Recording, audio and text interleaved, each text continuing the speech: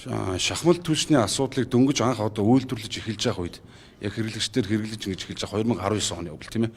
Тэр үед удааны түвшин тодорхой хэмжээнд 40-50%-аар одоо буурж исэн тэр хэмжээ бүгдөө мэдж байгаа.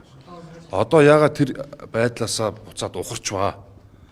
Одоо шахмал түвш улам сайжраад ингэ явах хэрэгтэй байтал энэ түвш чи яагаад буцаад муудж байгаад маш олон их сурвалжууд энэ асуудлыг хөндөж ярьж штэ. Ерөнхийдөө гол энэ асуудлыг л хөндөж тавьж асууж ярьлаа.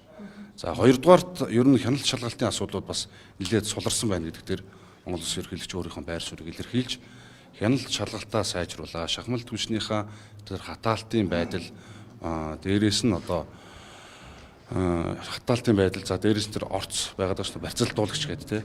Тэр бусад асуудлууд руу анхаарлаа хандуулж ажиллаа. За ганцхан одоо бас нутаг бууруулах ажил бол ганцхан байгууллагын бас ажил биш.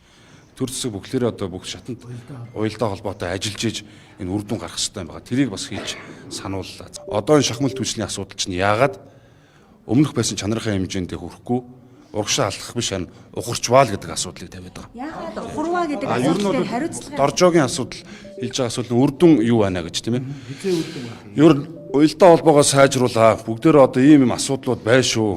Энийг хариуцж байгаа эзэн хэн байна? Хариуцж байгаа эзэн хэн байна гэдэг асуудлыг тавиад байгаа. Ийм асуудлыг тавина гэдэг маань өөрөө үр дүн гарах юм бас эхлэн шүү дээ тий. Яг эзэн тий. За одоо тэгээд яг тодорхой зарим зүйлүүд бол мэдээлэлүүд тодорхой болох байх тий.